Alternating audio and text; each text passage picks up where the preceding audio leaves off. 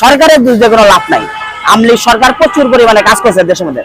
আমলি সরকার যেটুকু কাজ করছে, বর্তমানে যেগুলো সরকার আসবে, বিএনপি আসবে, জামাত আসবে, কিন্তু দেশের মধ্যে কাম করে না।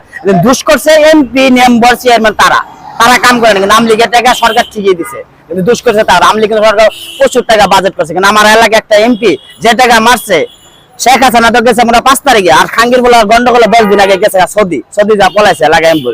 তার চেয়ারম্যান আসলে 15 বছর একটা নেখেছে, একটা কাম দাম করে নাই। চেয়ারম্যানের বাড়ি ঘর ধরে আগুন লাগাই দিছে, একবারে কিছু না। পুকুরের মাছ আছিল 4 লাখ টাকা, মাছগুলো গরিব মাসে মারি মারি খাইছে। এলাকা কিছু কোনো নাই। কিন্তু আমার কথা আছে, সরকার 15 বছর নির্বাচনে থাকলো, আমি মেনে নেই, কাম যা করছে মোটামুটি ভালো, ওটা কোনো আমি দোষ দিই না। কিন্তু এমপি সারা 15 বছর ক্ষমতায় থাকলো, আমার দোষ খালি একটাই সাবমেন্ট। এমপি 15 বছর থাকতো গিয়া, এমপি পাল্টে হবে না, চেয়ারম্যান পাল্টে হবে নাই, ভোটও আবার নির্বাচন হয়েছে, তারা পাল্টে নাই কেন?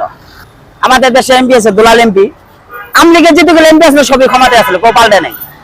আমলিগের যেটুকু এমপি আছে সবই ক্ষমতায় আসলো, সরকারও আসলে কেউ পাল্টে নাই। মরে গেল আর এত না, আমলিগার দেশে এত না।